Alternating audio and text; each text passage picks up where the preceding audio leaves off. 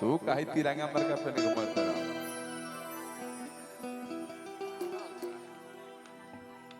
चलिए अरे बाबू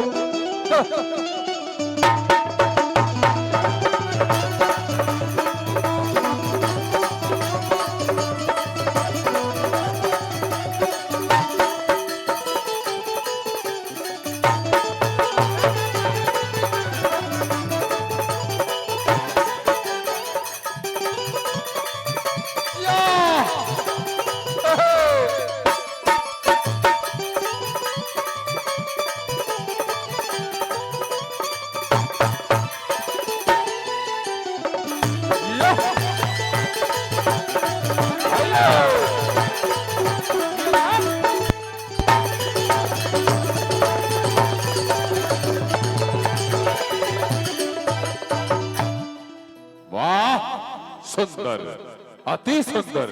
कहना है मित्रों कि रूप के दुनिया पुजारी हो गई, रूप के दुनिया पुजारी हो गई। एक बात क्या कहेगा सॉरी, नैन छुरी से कटारी हो गई, रूप के दुनिया पुजारी हो गई। शिल्पी जी आपके स्वागत करे खातिर ख्वासपुर में नरमुंडा स्वामी पैदल आवे खातिर तैयारी हो गई। आइए हमारी छोटी बहन के सम्मान। बहन तो मैं किसी को बनाता नहीं, गुंडा हूं, लेकिन बहन के सम्मान है, सम्मान करता हूं। माताएं बहन हमारी बैठी हैं। फिल्म में हम गुंडा के रोल करी ले, असल में आप सबके बेटा हैं, भाई हैं। मुंह से कोनो गलती शब्द निकल जाए तो क्षमा करब। कहना है मित्रों कि शुभवानी लाभवानी नरमुंडा वानी। आइए शिल्पी राजी आप सबके बीच में। हेलो हेलो, सबसे पहले जितना भी लोग जा जब इतना बढ़िया लाइन लगावल बा, चाची लोग, दीदी लोग बैठल बा, भौजी लोग बैठल बा, मौसी लोग बैठल बा, है ने भैया लोग बैठल बा, और बड़ी हम सौभाग्यशाली बानी कि इतना हमरा खातिर पूजनीय हम बोला। आप लोग से सीखे नहीं, गोलू भैया से, चंदन भैया से, राहुल भैया से। हम उतना अच्छा ना गाइला, लेकिन आप लोग इतना तारीफ कर देनी कि सोचे नहीं कि तारीफ ना हो भैया। हाँ, हमरा अपनी आप में शर्म लगेला कि हम अच्छा एगो तो गावत नहीं कि ऊपर से इतना तारीफ होता।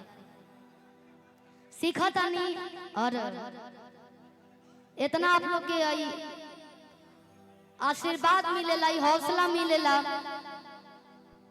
और आप सबके तो बातें नहीं थे, अगर आप सब ना रहती तो इतना बड़ मंच पे इतना बड़ बड़ कलाकार के बीच में हम ना आयल रहती।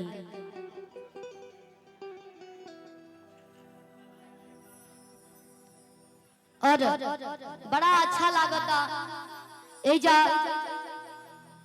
लागता कि पूरा गांव के लोग केहू ऐसा ना हो कि प्रोग्राम के देखे ना आयल हो। थोड़ा गांव से दूर भी होता, लेकिन बाबा के स्थान पर, बाबा के नाम पर हम परसों मुंबई रहनी 10 दिन से, लेकिन प्रोग्राम के डेट पता चलल कि गंगा माई के ज्यादा आ जाती हो गई बा, पानी चारों तरफ बढ़ गई बा, तो प्रोग्राम के डेट बढ़ावल गई। और आज के डेट हमनी के बुला गई बा। ये नहीं खे कि हमनी के सनी भैया के एक बार काला पे आ जाए। सनी भैया,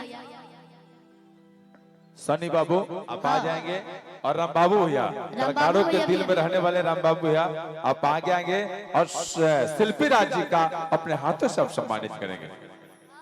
सब कलाकारों को स्नेह प्यार देने वाले भैया आप। हाँ, कलकत्ता में हमने के 7 तारीख के रहने जा, रउआ लोग ना रह तो हमने के कहाँ पहुँच पावल जाए। रउआ लोग हमने के कहाँ पहुँचा देने जा। बहुत बहुत धन्यवाद। इतना सुंदर मंच पे, इतना सुंदर लोग के बीच में बुलावे खातिर लाख लाख धन्यवाद। ऐसे ही गार्जियन लोग के आशीर्वाद बनल रहेला तो लड़का कहीं जी खा ले लो सब। रामबाबू भैया हम हो गुंडा हैं। ई सब आशीर्वाद बा यहाँ लोग के। हम तो शायद कई साल से होला का, कई साल से होला और ए साल हमरा के बुलावल गइल बा, हमरा बहुत खुशी होता। आई देखी बहुत सारा आशीर्वाद, बहुत सारा प्यार राम बाबू भैया जी की तरफ से ढेर वाह। कहना मित्रों कि मैं गायक नहीं गुंडा हूँ, राम बाबू भैया मैं मांगता नहीं छीनता हूँ। यहाँ के 7 तारीख के कलकत्ता में भी प्रोग्राम करैले रहनी, ओहू जब बड़ा सुंदर पंडाल रहे, पंडाल वैसा हमनी के देख ले न रहनी, जब तो जीवन के शुरुआत होता। आ कलकत्ता से आइल बनी यहाँ के हमनी के आशीर्वाद देवे खातिर इतना सबके आप सबके बीच में बहुत अच्छा लगा था। बहुत बहुत धन्यवाद। ऐसे ही जहाँ कार्यक्रम होके आप आई, कलकत्ता रही चाहे और कहीं रही। एक बार राम बाबू भैया खातिर, सनी बाबू खातिर, आप पूरा कमेटी खातिर जोरदार ताली बजाकर स्वागत करिए आप लोग कि हर एक साल वासपुर की धरती पर एक से बढ़कर एक कलाकार आके आप सबके रात में मनोरंजन कराएं। बोले कृतार्थ बाबा की, बोली गंगा मैया की। हे गंगा मैया, आग्रह करूंगा कि अगली बार हमारे भाइयों को कष्ट ना देना। यह प्रोग्राम 16 को होना था तो 26 को हुआ है। गंगा मैया पर साल से दया दृष्टि बरसाए रखे। और हम कह दे कि वो मेरा भय लेते इतना लोग ना आइल, दशहरा के प्रोग्राम चलत रहे तो हम कहनी जौन होला तो बहुत सुंदर होला। जौन भी कार्य अगर टल जाओ समय से, डेट से दूसरा डेट पर चल जाओ तो उससे शुभ घड़ी होला। और वो बेरा सब लोग पूजा पाठ में लागल रहे, केहू 9 दिन के व्रत रहे।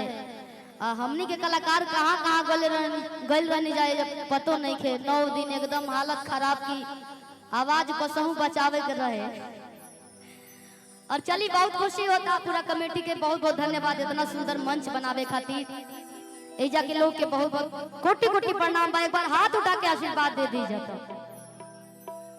चली आशीर्वाद आप सबके बनल रहो। एगो जयकारा लगाई आप लोग, जयकारा जयकारा लगाए नो कि खाली गाना में सुनो। प्रेम से बोले सच्चे दरबार की।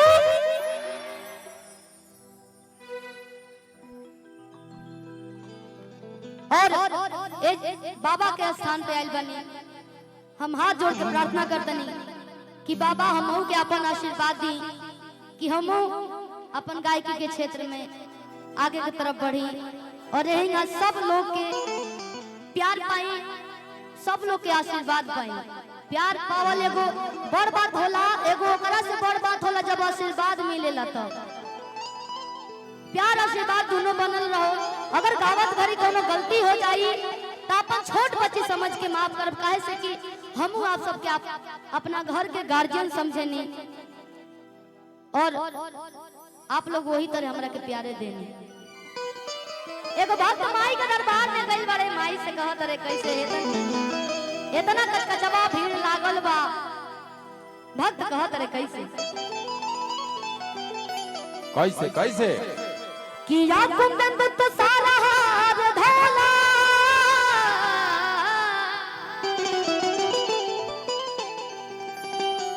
या शुभ्र वस्त्र वृदा वृदा, किया पीड़ावर दंड मुंडित करा,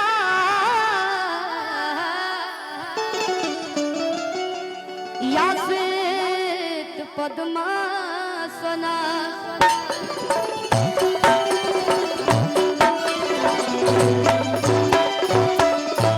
लोग कहेला कि शिल्पी हर मंच पे सोचत होई, कहत नहीं कि सुन ले कि शिल्पी एक ही मंत्र हर मंच पे बोले ली। ई हम बड़ा मेहनत से सीख ले बानी। जब स्कूल में रैली उली जाला तो वही संगीत के मास्टर आयल रहनी एक बार, तो पहली बार जब जब संस्कृत आ इंग्लिश आ का बोल जाला गणित पढ़ावल जात रहे तो हम अपना छत पे ऊपर भाग जाई गाना गावे खातिर। जब मास्टर जी पढ़ाई तो हम ध्यान न देनी पढ़ाई पर। 4-5 से जब 4-5 में रहनी तबे से हम गाना गावल चालू कर दिले बनी। तो लोग पढ़ाई लो हमरा समझ में ना आई। एगो और सखी रही, उनका नाम रहे बबली। उ नाचे आ हम गाई, ऊपर चल जाए छत पे। तो जब संगीत मास्टर देहनी ई बोले के, तो हम बड़ा 10 दिन ले हमें मंत्र के हम रटनी, तब जाके आए। तब से हम बोले लगे नी। हारमोनियम देखनी गोलू भैया, तो हम दौड़ के रूम में चल गनी कि हम बजाए हारमोनियम। पहले लगनी बजावे तो हम कि जौन गावत नहीं तो निकली धुन, तब पता चलल कि सीखल जाला, तब लोग पता चलेला कि कौन रीड कब दबेला। ई सब बड़ा मेहनत लागल। आज कितना गीत आ कितना आदमी बोल दिले, ज्यादा हम ना बोल पावे नी, बोले ना आवेला ना गावहू आवेला, लेकिन आप लोग के देन बा। आप लोग इतना ज्यादा मंच देनी, इतना ज्यादा प्यार देनी, यही से हमें मंत्र के हर मंच पे गावे नी। आ एगो गीत भी गावे नी। कौन गीत? बात कैसे कि जाना जाने अरे मैया अब सीतियों ना डोले रे, कि ताहिर बनवाना कि मैया मरी अरली होली बसड़ावा हो, कि ताहिर बनवाना। आज ए बाबा के आशीर्वाद बा, माई के आशीर्वाद बा, जे हमने के इतना सुंदर सुंदर लोग के बीच में खड़ा बनी जा।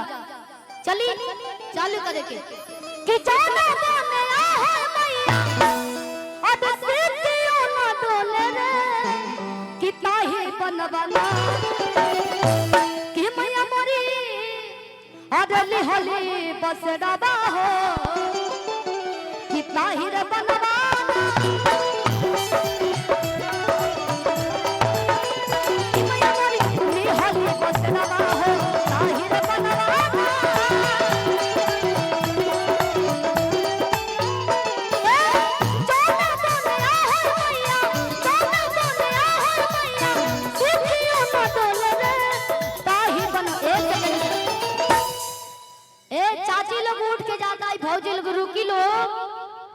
आप लोग का मनोबल डाउन हो जाए ना, लगे कि अब हमरा बुझा था कि हमार गाना रहे वो लोग के अच्छा ना लगेला, अच्छा ना लगेला, यही से आप लोग उठ के जाता नहीं।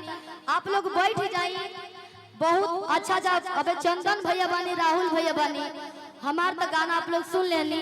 प्लीज आप लोग से रिक्वेस्ट बा कि आप लोग बैठ जाए। चाची लोग बैठी गए, मौसी गए, बैठ जाइए लोग, बैठ शिल्पिया आइलो, बैठ शिल्पिया आइलो देखाई। अरे जब हम गाना जो जवन रहुआ लोग गाना सुने नी, एगो दूगो गा दे, ऐसन बात नहीं खे। तनी सा लहर देखा दे तभी लोग बूझी कि हां हुए शिल्पी का, लोग कहते कि डुप्लीकेट बड़ी का। कि एक बार दिल के सुकून कैदा, कि 24 घंटा घूंघट में, अरे अम्मा जी हमरा हबना जा ना त काल भले कब लोग शिल्पिया हई गाना गले से उहे न गले रहे। आहा तब पछताई लो, कही लो कैसे हमनी के तो चलिए नहीं जा। कि एक बार दिल के सुकून कैदा। डॉक्टर विजेंद्र कुमार यादव जी, हाँ डॉक्टर विजेंद्र कुमार यादव जी, प्रधान ग्राम पंचायत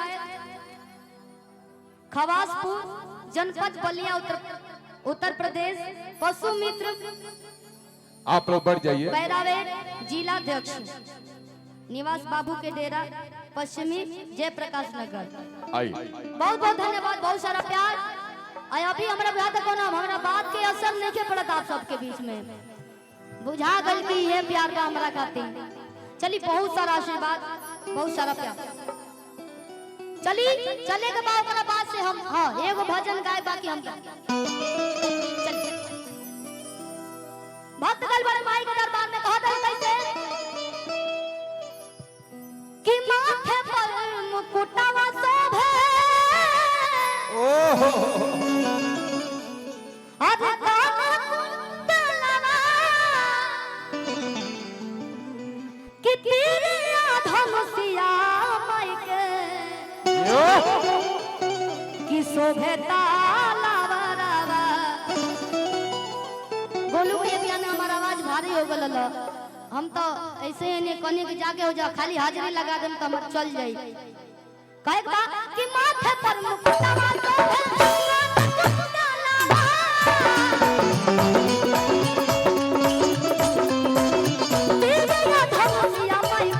शोभे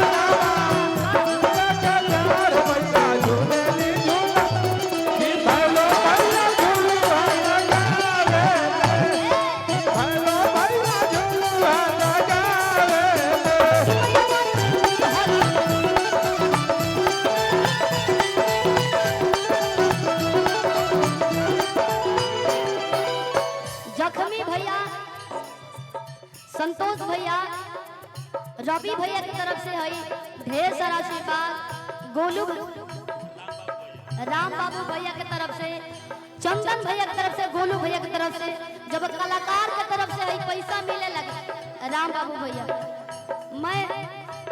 मैं पैसा लुटा देने बहुत बहुत धन्यवाद कि मैया मोरे ली हो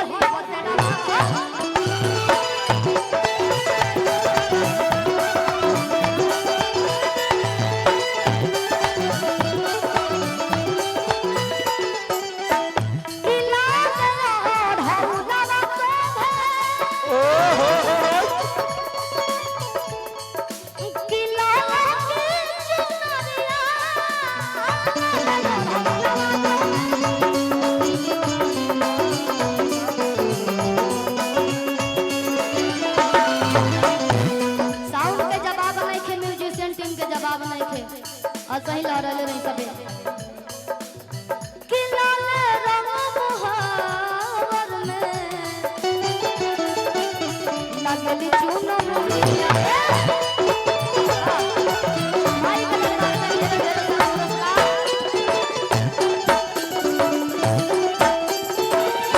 ढेर सारा प्यार कि झूमना आने सेवा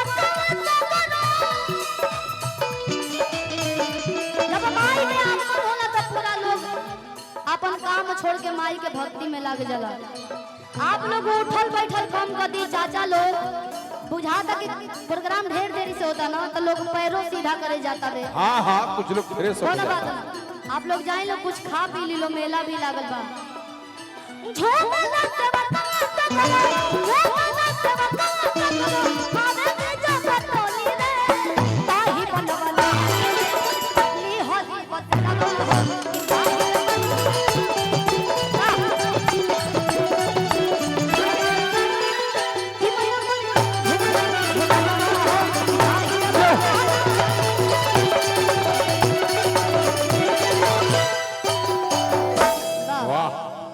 अच्छा लागल तो एक बार ताली से स्वागत कर दीजिए।